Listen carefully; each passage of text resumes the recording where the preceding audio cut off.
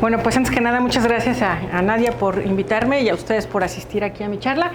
Les advierto que es una charla panorámica, está pensada para estudiantes, entonces espero no ir tan lento para algunas personas. Entonces, bueno, lo que les voy a contar es esta idea de cómo hacer o cómo definir superálgebras. Entonces, de aquí el nombre, ¿no? La superidentidad. Entonces, a ver, vamos a empezar. Ok.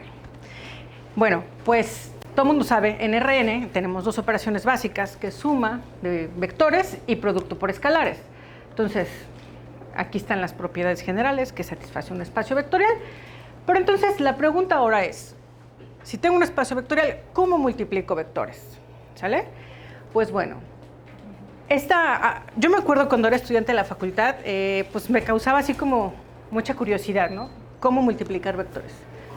Entonces, a ver, bueno, pues también en álgebra lineal nos enseñaron que el producto cruz es una operación que agarra dos vectores y me devuelve un vector.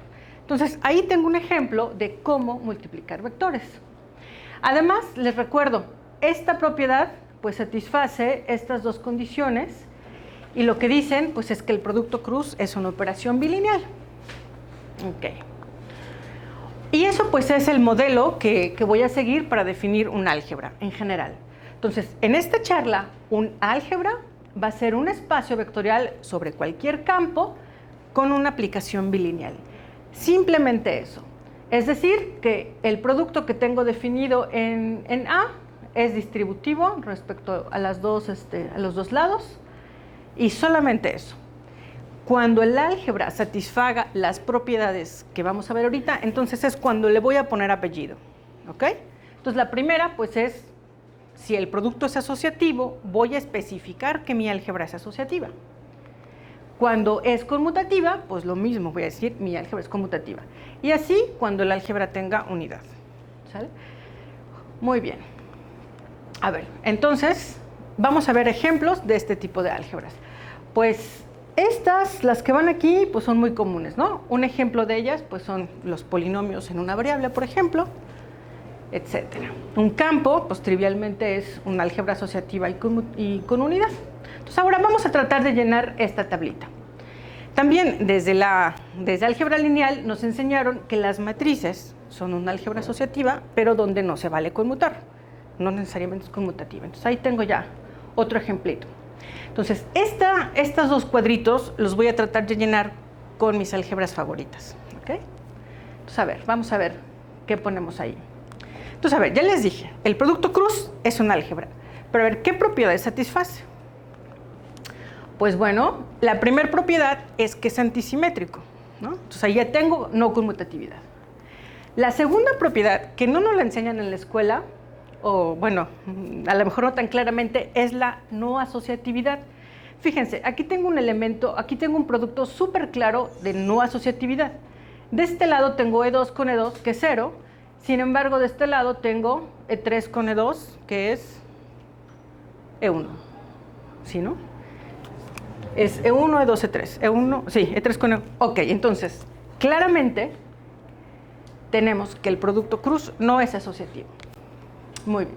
Entonces, pues eso ya nos da un ejemplito en este cachito. Ok. Ok, ahora, en general, cuando un álgebra satisface una identidad polinomial, donde satisfacer quiere decir que si ustedes tienen un polinomio en las variables que sean, x1 hasta xn, satisfacerlo quiere decir que cuando toman elementos de A, ese polinomio se hace 0. ¿Sale? Entonces, si eso pasa, voy a denotar por var de P1 hasta Pk a toda la clase de álgebras que satisface estos polinomios. ¿Ok? Entonces, por ejemplo, las álgebras asociativas pues satisfacen esta propiedad, la asociatividad, ¿no? La propiedad conmutativa, pues la escribo simplemente de esta manera. Y ahora déjenme mostrarles la identidad antisimétrica o anticonmutativa. Voy a escribir como SQ este polinomio. Entonces, pues vamos a ver una identidad que es equivalente a esta, pero en ciertos casos. Entonces, por ejemplo, consideren esta otra identidad que le puse SQ' igual a x al cuadrado. Entonces, supongan que un álgebra satisface esta identidad. Vamos a probar que también satisface esta otra. Entonces, ok, supongan que para todo x en A se vale que x al cuadrado es 0. En particular, si ustedes toman un par de elementos y hacen su suma y lo elevan al cuadrado, eso tiene que ser 0. Pero esto pues es un binomio al cuadrado. Como no tengo conmutatividad, a priori, esto es diferente, ¿sale? Pero en esta variedad, o en este caso estoy suponiendo que estas dos cosas son 0 y por lo tanto todos los elementos satisfacen esta condición, ¿sale? Vamos a ver qué pasa al revés. Supongan ahora que se satisface esta condición de antisimetría.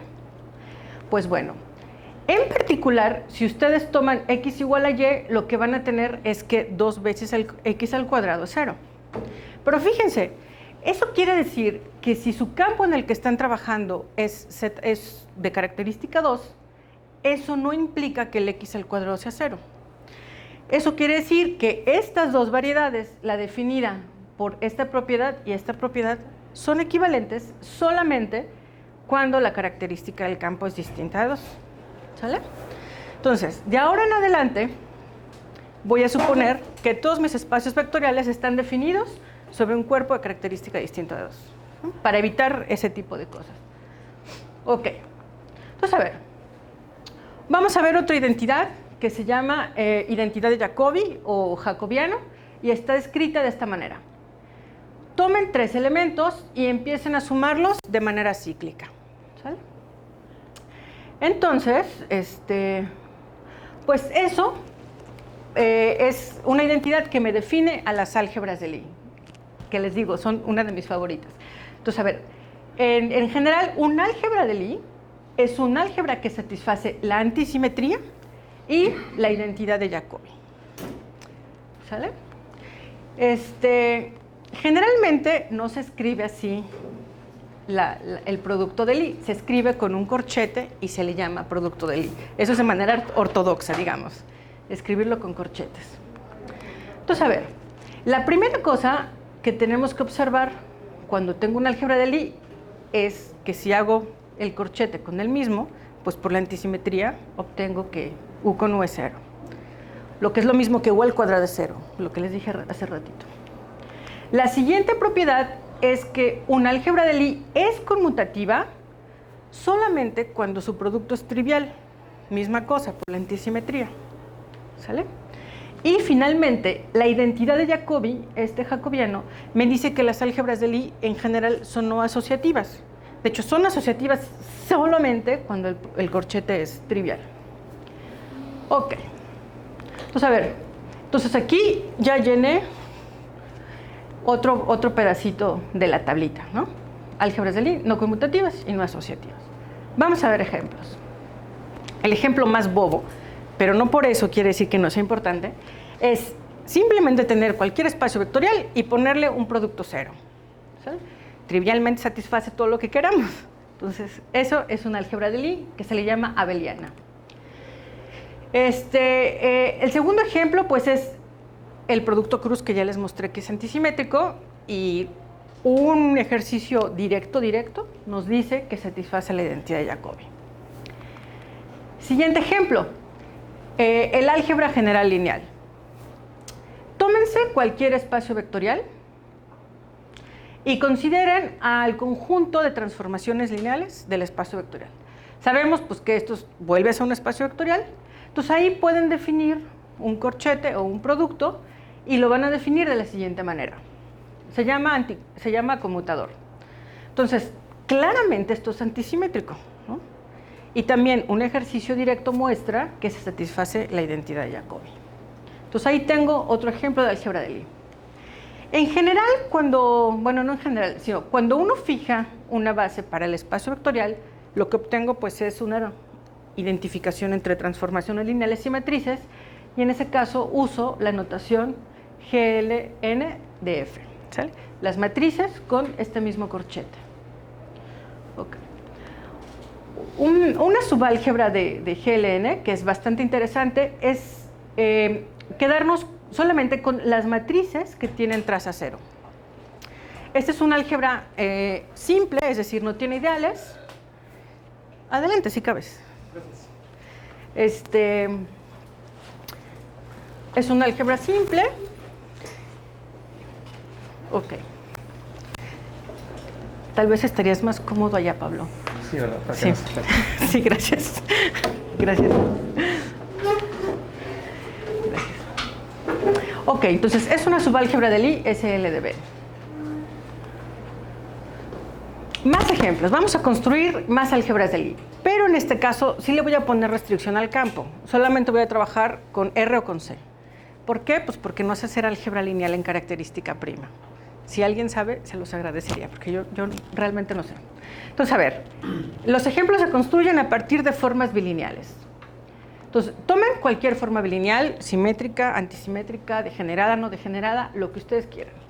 Y fíjense en aquellas transformaciones antiadjuntas respecto a esa forma bilineal.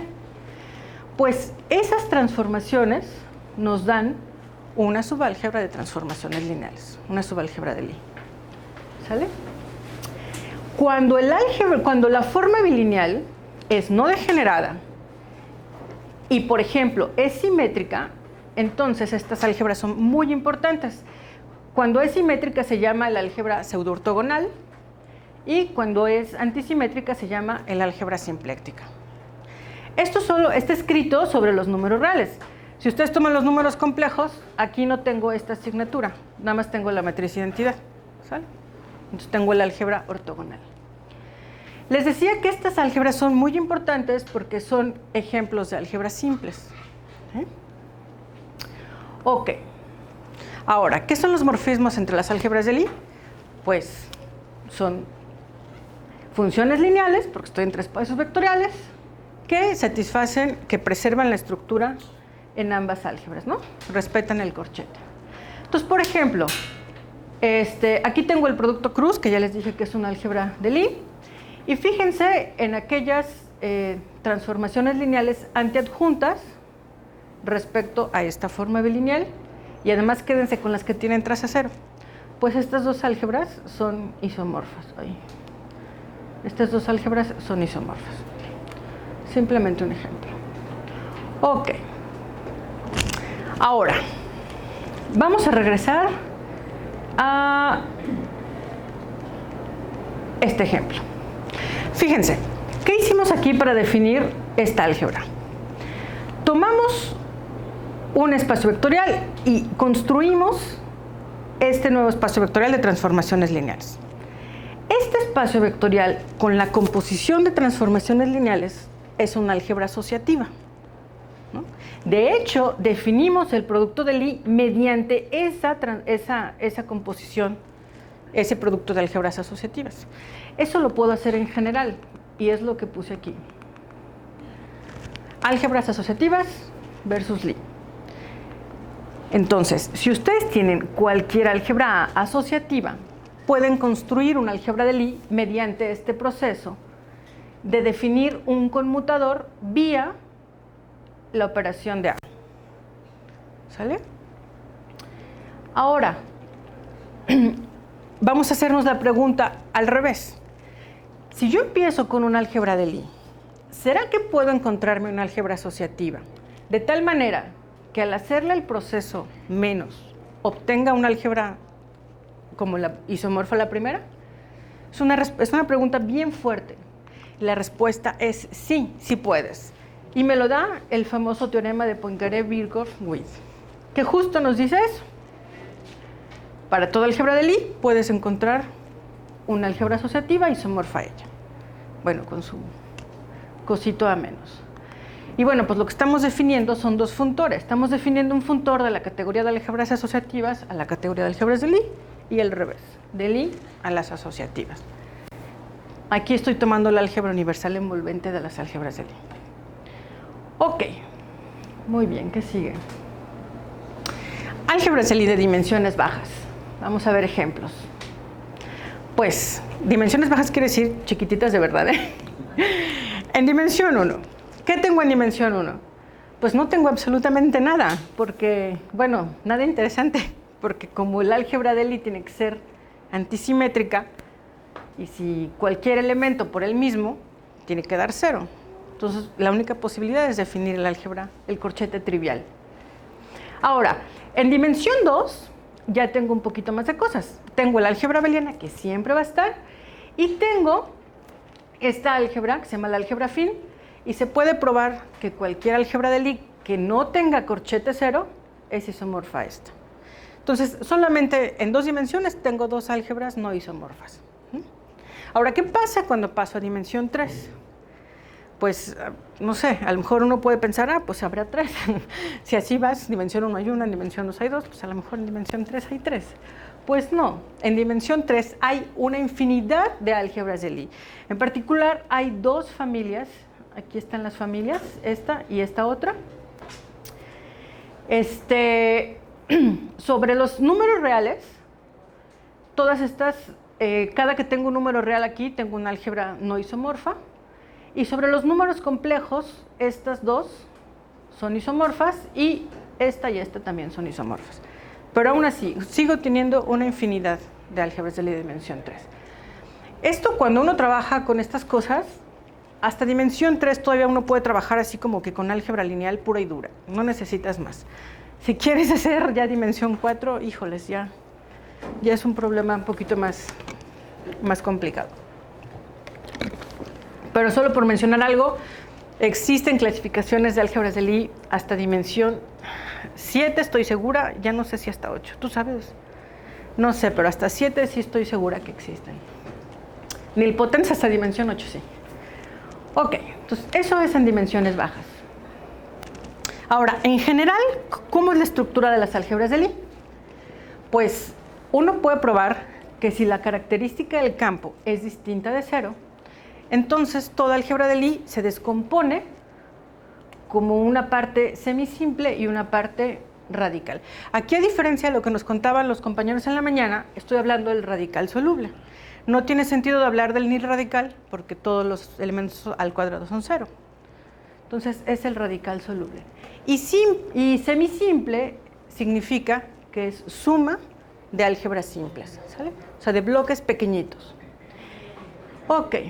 Entonces, por ejemplo, de ahí la importancia de las álgebras que se construyen con formas bilineales, porque este teorema nos dice que si tú tienes una álgebra simple sobre los números complejos, entonces es o una álgebra de matrices con traza 0, o son matrices que construyes a partir de una forma bilineal ortogonal, intersectadas con las de traza 0, o con una forma bilineal simpléctica. ¿Sale? Esas son las simples. Estas 5 que tengo aquí se llaman álgebras de Lie excepcionales y no se construyen mediante formas bilineales. ¿Sale? Ok. Entonces, bueno, eso es como lo más general que se tiene en la teoría de álgebras de Lie. Hay muchos problemas abiertos, no sé, por ejemplo, clasificar este tipo de álgebras, las álgebras solubles, es un problema bien fuerte, bien complicado. Ok. Entonces, bueno, aquí ya llenamos nuestro huequito. Ya le quité R3 porque ya sabemos que es álgebra de Lie. Entonces, a ver, ahora vamos a tratar de llenar ese huequito. Conmutativas y no asociativas. Entonces, vamos a definir otro tipo de álgebras. Ahora, fíjense, vamos a tomar esta identidad que le puse York. Este es el primer ejemplo de una identidad que tiene potencias. Las otras eran lineales, ¿sale? Entonces, esta identidad es como una especie de asociatividad, pero muy débil, ¿sí? Se llama identidad de Jordan. Y son las identidades que definen a las álgebras de Jordan. Son álgebras conmutativas que satisfacen esta identidad, ¿sale? Ok. Entonces, bueno, es decir, álgebras que satisfacen eso. Vamos a ver ejemplos. Ejemplos de álgebra de Jordan. Otra vez. Trivialmente, toda álgebra conmutativa y asociativa es de Jordan, porque pues, si es asociativa, trivialmente se satisface eso. Por eso se tiene ese resultado. Ok. Ahora, si ustedes toman el conjunto de matrices y definen esto se llama el simetrizador, digamos. Las matrices con este nuevo producto son una álgebra de Jordan. Aquí tengo que ponerle en un medio, eso saca de onda, ¿no? El un medio para que satisfaga la identidad de Jordan, simplemente para eso. Ok. Y bueno, ahora este otro ejemplo que me dice cómo construir álgebras de Jordan a partir de una forma bilineal. Aquí sí necesito ponerle restricción a la forma bilineal porque necesito que el producto sea conmutativo. Entonces solo voy a tomar formas bilineales simétricas. Entonces, ¿cómo lo construyo? Pues bueno, defino un nuevo espacio vectorial, simplemente haciendo suma directa con el campo, y defino un nuevo producto que le pongo cuadrito, y el producto se define de esta manera. Es como distributivo en algún sentido, y lo único que estoy haciendo es, digamos, cuando hago el producto de alfa con beta, cuando hago el producto de u con b, lo voy a hacer mediante la forma bilineal. ¿Sale? Lo demás está escrito para que sea distributivo. Ok. Aquí también, cuando la forma bilineal con la que estoy trabajando es no degenerada, obtengo una álgebra simple. Si degenera, no es simple. Ok. Eso, es simple. Y misma cosa. Cuando tengo una álgebra asociativa, puedo construir una álgebra de Jordan, así como en las Lie, pero ahora le tengo que poner con más para que me dé un corchete conmutativo. Entonces, misma pregunta que me hice con las Lie. ¿Será que si tengo una álgebra de Jordan, puedo encontrar una álgebra asociativa de tal manera que al hacerle su simetrizador obtenga la álgebra original? Así, la misma pregunta que para Lie. ¿Será que puedo hacer eso? Pues en este caso la respuesta es no necesariamente. Existen álgebras que no lo satisfacen. Aquellas que lo satisfacen se llaman especiales y el resto excepcionales. ¿Sale? Más al ratito les muestro un ejemplito de estas que no lo satisfacen. Muy bien. Entonces, por ejemplo, esta álgebra de Jordan definida mediante la forma bilineal sí es especial porque se puede probar que se construye como el simetrizador de una álgebra de Clifford con esa forma bilineal simétrica con la que definí el álgebra de Jordan. Otra manera de construir álgebras de Jordan es tomando involuciones en una álgebra asociativa, donde una involución significa que al cuadrado es la identidad y que es como un morfismo de álgebras, pero me invierte el sentido, me invierte el producto. Entonces,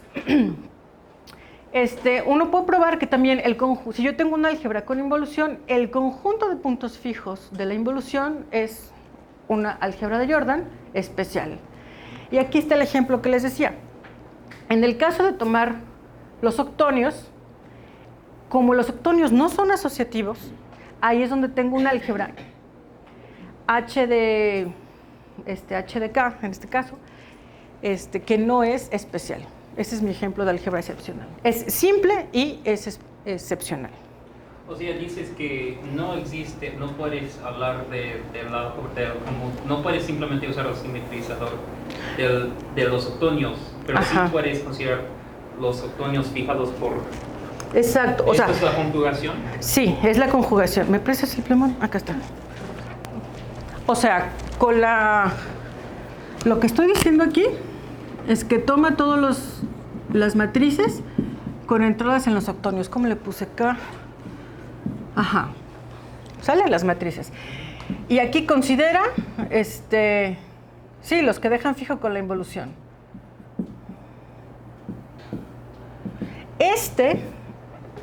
Sí es un subconjunto de estas con el simetrizador es una álgebra de Jordan. El problema es que no es especial porque esto no es asociativo. Sí, más NK más no es una álgebra de Jordan. Sí, esta es una álgebra de... estas son... No sé si esta es una álgebra de Jordan, no lo sé. Espera. Esta sí lo es, pero todo en conjunto, no sé. Más bien que eso no es asociativo, que MAT-NK no es asociativo. Ajá, no es asociativo. ¿Sí? Sí. Bueno, ahí está nuestro ejemplo. Ok. Ahora, vamos a ver un par de ejemplos de álgebras de dimensiones bajas. Nuevamente tomamos aquí el campo de característica distinto de 2 o los reales. Aquí, a diferencia de las álgebras de Lie, sí tengo álgebras de dimensión 1. La trivial, como siempre, y donde tengo un idempotente. Aquí no tengo la restricción de que e al cuadrado es 0. Entonces aquí sí tengo posibilidad. En dimensión 2 ya existen más álgebras, fíjense. De todas estas, la única que no es asociativa es la J4. Esta.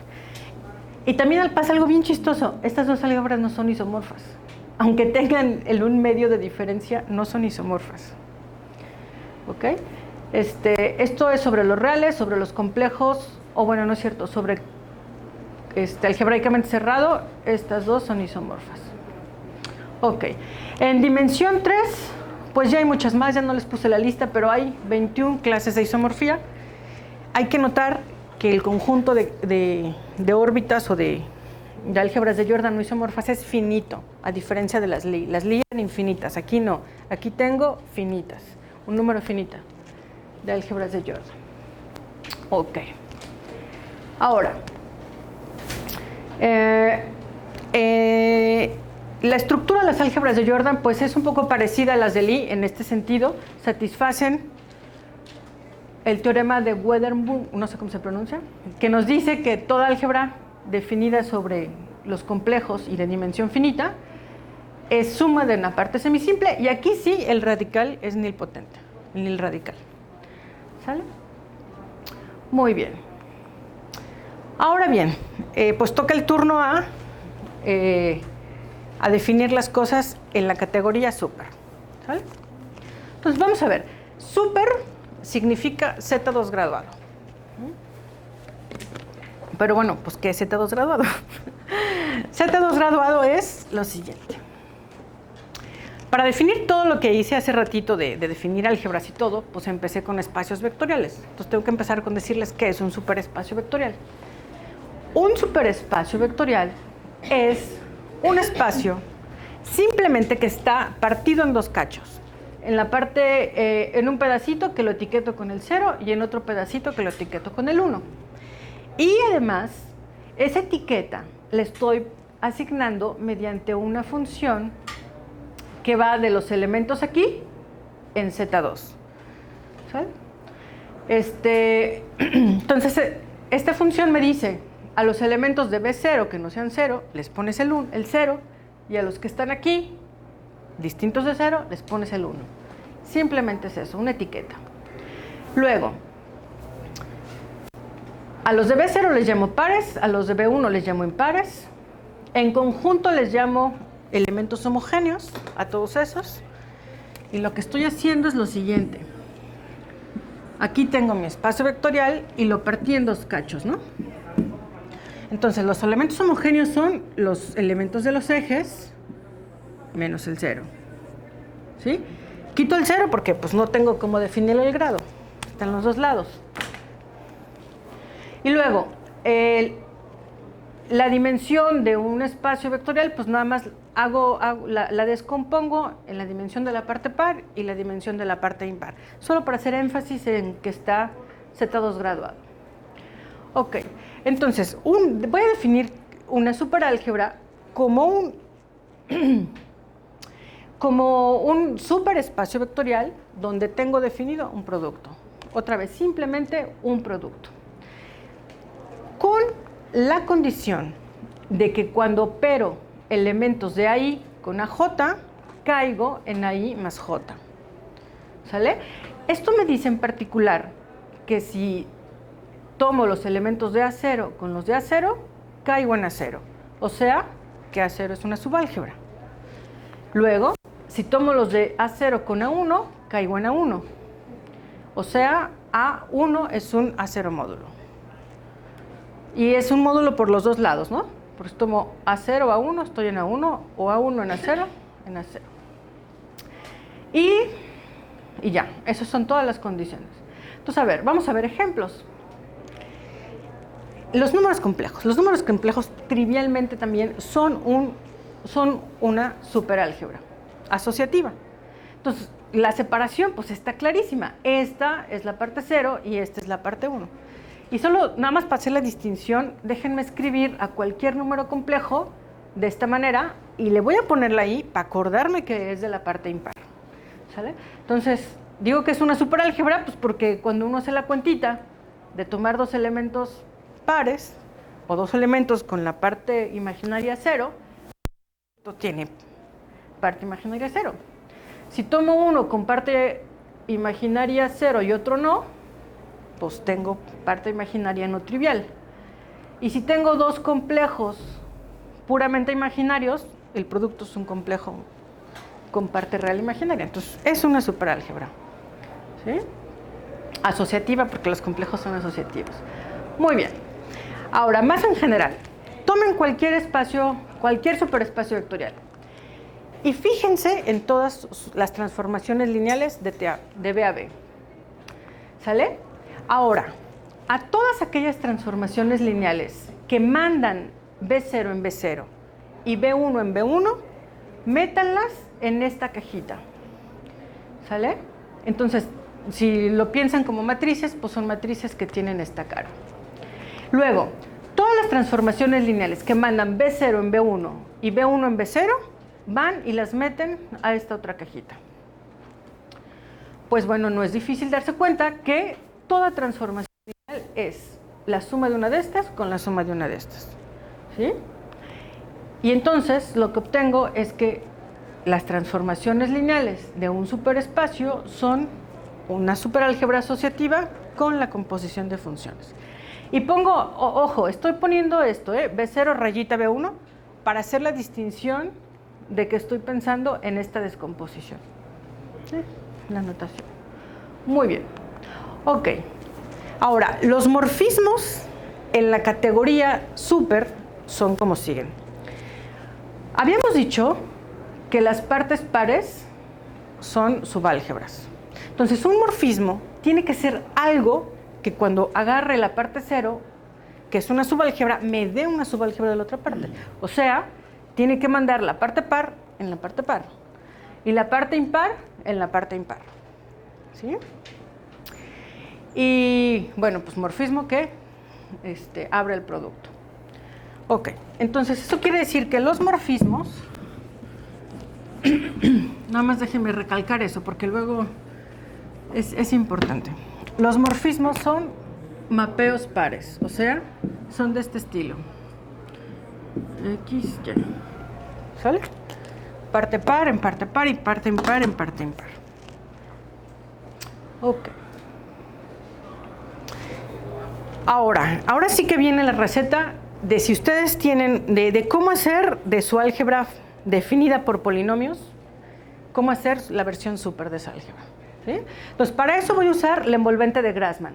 La envolvente de Grassmann pues no es otra cosa más que el producto exterior de un espacio vectorial de la dimensión que ustedes quieran. Entonces, bueno, toman el producto de Grassmann y lo van a graduar. Entonces, los elementos que tienen longitud par, a esos los van a poner en la parte par de G. Y los que tienen longitud impar, los van a poner en la parte 1. Entonces, ahí en el álgebra exterior, uno sabe que voltear el orden de un producto, pues me cuesta un signo, ¿no? El signo de la permutación. Ok. Entonces, esta es una superálgebra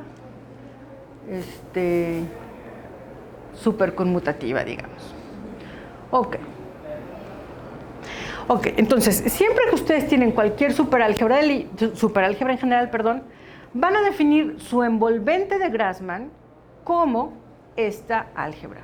Noten,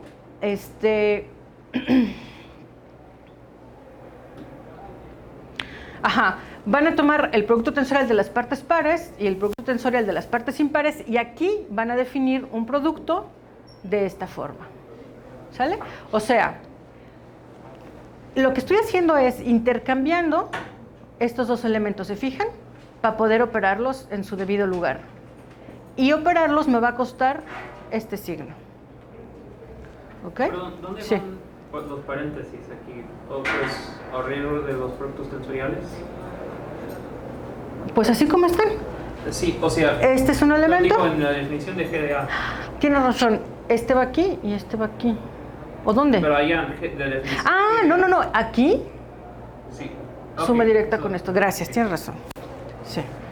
Sí, sí, sí. ¿Es Bueno, que? sí, es lo que nos enseñan en la primaria. Sí. Pero... En Rusia, ¿verdad? Así. A1 G1. sí. Sí, sí, sí. Así. Es el tensor. Ok. En la parte par. Ay, sí, es que soy un poco disléxica, perdón. Bueno, se entiende, ¿verdad? Ya entendieron. Aquí es tensor y aquí es tensor. Sí, gracias. Ujú. Bueno, entonces esta es la definición del envolvente de Grassmann. Entonces, si ustedes tienen cualquier clase de álgebras, esto es importante, definida mediante un conjunto de identidades polinomiales, entonces van a decir que su superálgebra pertenece a esa clase si cuando hagan el envolvente de Grassmann me da un álgebra del tipo que estaban, del tipo M. Entonces, por ejemplo, bueno, ahorita les digo. Bueno, paso a las de Lie. Por ejemplo, supongan que tienen una álgebra conmutativa. Ya vimos que conmutativa es esta identidad. Entonces, después de hacer el envolvente de Grassmann, uno verifica que esta identidad se convierte en esta superidentidad. ¿Sale? Lo que tengo que hacer, la receta de cocina que tengo que aplicar es la siguiente. A la identidad que tengo, le voy a fijar un orden, mejor lo pongo acá. Voy a fijar un orden en las variables. ¿Sale? Después de fijar un orden en las variables, por cada monomio de la identidad, voy a tratar de llevarlo a ese orden que fijé y voy a poner un signo -1 al grado de los elementos que estoy cambiando. Y aquí está en la superanticonmutatividad. Esta es mi identidad, fijo el orden XY y este otro monomio lo tengo que llevar a este orden. Entonces es simplemente intercambiar estos dos elementos y este es el grado, el numerito que le pongo. ¿Sale? Y eso lo tengo que hacer para cada monomio. Así se hacen las superidentidades. Entonces, por ejemplo, la superantisimetría es nada más ponerle otra vez este factor de conmutación a la identidad. La identidad de Jacobi, pues también hay que hacer la cuentita de cómo sería llevar este monomio a este y pues el signo es este que está aquí y lo mismo esta cosa. En la literatura o lo que hacemos normalmente es, en vez de tomar esta superidentidad, lo que hago es multiplicarla por este factor solo para que me quede algo más amigable. ¿Sale? Por ejemplo, en esta identidad de Jacobi, para que no se me olvide cómo van los signos se ponen de los elementos que están en las orillas. ¿Sale? En vez de usar esta, pues uso esta que es más amigable. Ok, y pues nada, esa es la receta para construir sus superálgebras. Aquí está, en el caso de superálgebras de Lie, la superantisimetría y la superidentidad de Jacobi. Ok. Sí. Nada más para un poco más. Tú decías que el álgebra decías que es, super de Lie o de cualquier otra cosa. Cuando la consideras la envolvente esta de Grassmann y listo, ¿no? Pero la envolvente de Grassmann esencialmente nada más estás como, o sea, nada más está diciendo lo que la receta que te decía, ¿no? Sí, justo o sea, eso. Pues eso, nada más. Sí, esa es la receta de cocina, viene de esto. Nada más que en la práctica, como, pues te ahorras hacer esta cuenta y agarras la identidad y le pones los signos. Pero de ahí sale la receta. Por otro lado, esta del envolvente de Grassmann es como una construcción universal o tienes algo, o sea, así como el álgebra universal envolvente, ¿no? Que es el álgebra universal, ¿no? Que te manda el álgebra de Lie, el álgebra asociativa, etcétera, etcétera. En este caso, cuando haces esta construcción del cociente de Grassmann satisface alguna propiedad universal entre las álgebras y las superálgebras. Es algo así, tengo mi álgebra, la meto en la superálgebra y luego la tengo en la Grassmann asociativa y luego va a haber un homomorfismo o algo de ese estilo. No sabes. No sé. Nada más No sé. Lo voy a pensar, no sé, fíjate. No sé. Gracias, no sé. Pero dices que esta receta es súper general y funciona para cualquier relación polinomial que Sí. uno podría poner. Así se definen. Entonces, Es la definición.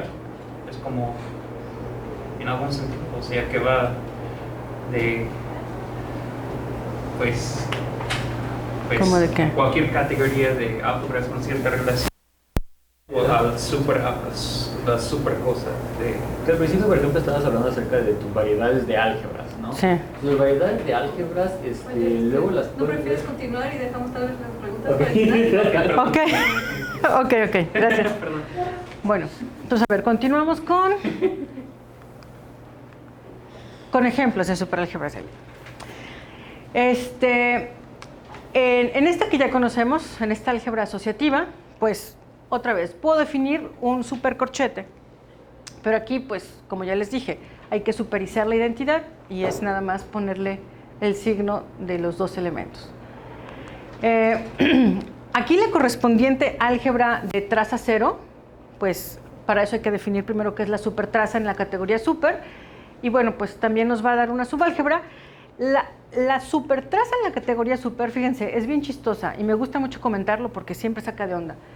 Si ustedes tienen una matriz en la categoría super, la supertraza es la traza de este cachito menos la traza de este otro cachito. Saca mucho de onda, ¿no? Y les voy a decir por qué pasa eso.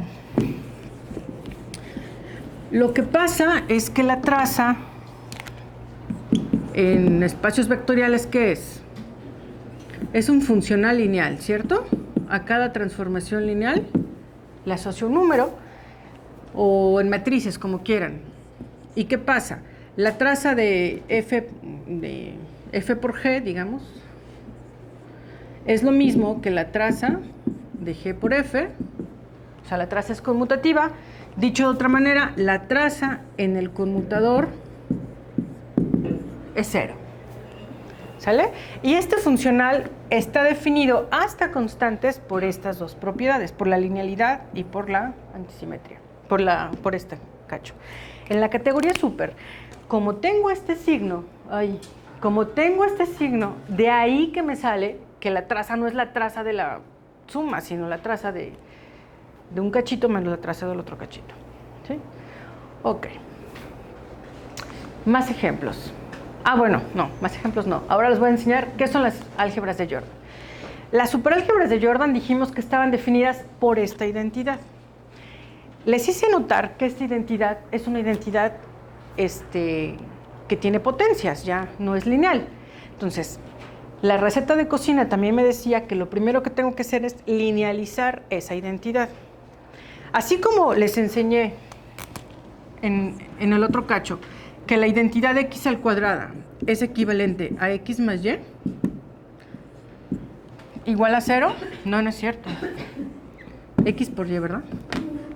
X por y más y por x. ¿Se acuerdan, verdad?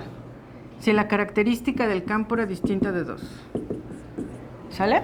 Entonces, con un proceso similar al que hicimos aquí, uno llega, nada más que con más pasos, uno llega a que la identidad de Jordan es una identidad lineal en 4 variables. ¿Sí? Es el mismo proceso, tomar sumas, hacer la identidad, etcétera, hasta que llegue algo lineal. Entonces, una álgebra de Jordan, aquí es donde la vamos a definir. Con la identidad lineal le ponemos los signos donde hagamos cambio de orden. ¿Sí? Y fíjense, ya para trabajar con superálgebras de Jordan ya está un poquito más complicado porque la identidad ya no es tan fácil que digamos. Ok, finalmente, les comento, hay una construcción que me lleva superálgebras de Lie Z 3 graduadas, o sea, no toda la álgebra de Lie, a una superálgebra de Jordan. Entonces, hay unos artículos viejos donde Koecher dice, este señor Cantor, perdón, dice que no hay álgebras de Jordan, puras álgebras de Lie. Bueno, esta construcción es bastante complicada, gracias, es bastante complicada, entonces ni siquiera lo voy a poner. Sí, bueno, o sea, necesitas que las álgebras de Lie que tengan una parte 0, una parte -1, el producto de este con este caiga aquí y más cosas. Que tengan una descomposición más o menos así. Y es módulo 3, ¿no? O sea, que LM1 con LM1 te va a dar Sí. 2, que es módulo 3 es -1. Sí. Sí. Ok, pero entonces existe esa construcción y gracias a esa construcción se han podido obtener a partir de información de álgebras de Lie, álgebras de Jordan. Por ejemplo, las siguientes. El profesor Victor Katz en el 76 sacó un artículo donde clasifica las álgebras simples, las superálgebras simples. Las álgebras simples ya estaban clasificadas hacía mucho tiempo. Ajá. Y un par de años después, usando la construcción de la KKT, clasifica las álgebras simples de Jordan. Eso solamente sobre campos de característica 0. Sobre C, específicamente sobre C. No sé si hay clasificaciones sobre característica prima, no lo sé. Pero dices que ya se ha extendido al caso de característica 0. Sí. Sí, pero en característica prima no tengo idea. Y la verdad, si alguien sabe, por favor, díganme o si están interesados, porque yo sí estoy interesada en hacer ese tipo de construcciones. Ajá. Álgebras de Lie y álgebras de Jordan en característica P sí hay. Sí, pero superálgebras no conozco. ¿Y esto solo para campos algebraicamente cerrados? Después se clasificaron estas para los reales. Un poquito después, usando involuciones, etcétera, se clasificaron. De estas, fíjate que no sé. Pero bueno, digamos que así en grande, pues esos son los avances más grandes que se conocen al momento. En dimensiones chiquitas, la clasificación más completa es esta, en dimensión 2,2. Hay un paper por ahí circulando en la red que dice que tiene la clasificación de superálgebras de Lie del estilo NM con M más M igual a 5, pero no es cierto. No, está mal la clasificación. Eso es para Lie. Y para Jordan, fíjense, para Jordan es aún más chiquita. Está nada más para dimensión 1,2 y dimensión 1,2,1, o sea, es chiquitita. Sé de gente que está trabajando en las de dimensión 2,2, pero está chiquita el orden de las álgebras. Y bueno, lo que hacemos nosotros, o lo que hemos estado haciendo con mi asesor de doctorado, mis colegas, mis hermanos académicos, es imponer condiciones, ya sea en la parte par de la álgebra de Lie o en la parte impar, y sobre esas hacer clasificaciones. ¿Sí? Y pues lo mismo pasa con Jordan. También se trabajan con superálgebras con condiciones aquí o con condiciones en la parte 1. Y bueno, solamente ya para comentarles, no hay teoremas equivalentes a los de Levi, o sea, descomposición de una superálgebra en parte semisimple y radical, no existen, o más bien no se satisfacen en la categoría super, ni tampoco en la categoría de álgebras de Jordan, ¿sale?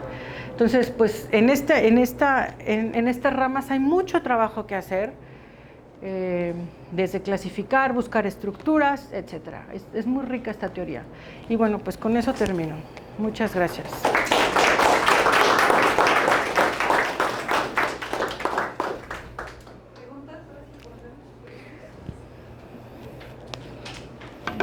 No sé si... Acerca de la relación de las álgebras de Lie en característica positiva. Ajá. Hay una noción de álgebra, no sé cómo decirlo en español, pero hay una noción de álgebra de Lie, P-restricted en English. Entonces, mi pregunta es de saber si hay una noción similar para las Superálgebra. No sé. No sé nada, o sea, he buscado así papers y no encuentro nada sobre característica prima. De hecho, a ver, deja mencionar por qué es que... A ver, para empezar, lo que dije que yo no sabía álgebra lineal en característica prima, es en serio, ¿eh? Yo no sé cómo es tener una forma bilineal en un espacio vectorial. ¿Cómo son las formas canónicas en característica prima? No sé. Bueno, ok. Entonces, si yo tengo una superálgebra de Lie, ya dijimos, G0 es una álgebra de Lie común y corriente. Luego, la identidad de Jacobi me dice que G1 es un módulo de Lie de la álgebra de Lie. Entonces, aquí tengo una representación, ¿no? Luego, el producto impar lo puedo escribir mediante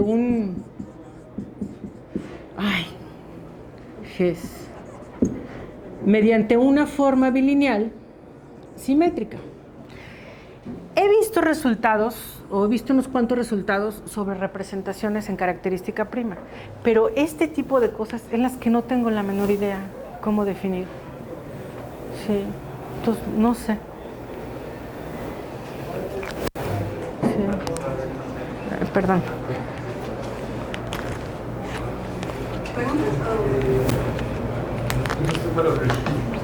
No sé qué es lo que porque regresando al comentario de Matthew de esto de la naturalidad y todas esas cosas, pero bueno, igual luego si quieres te platicamos. Sí, platicamos, sí. Y hay una noción de semisimplicidad Sí. y más complicado. La semisimplicidad en superálgebras es que tengan 0. Semisimple. O súper semisimple, digamos, ¿no? Eso no quiere decir que si una superálgebra es semisimple, que sea suma de simples. Eso también es una gran diferencia entre la versión sin graduar. Ajá. Entonces, ¿sabes si, o sea, a lo mejor algo que se podría hacer primero es tratar de clasificar a menos las semisimples, pero es factible hacer eso? No sé, Matthew. No sé si sea factible. No sé. Pero es una buena pregunta. Podemos intentarlo. Sí. Gracias.